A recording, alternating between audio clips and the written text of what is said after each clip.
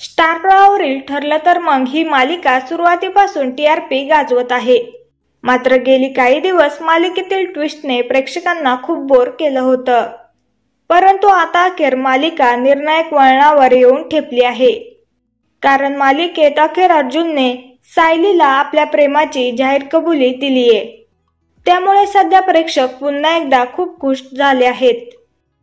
चला तर पाहूयात अर्जुन आणि सायलीचा हा सीन कसा शूट करण्यात आला.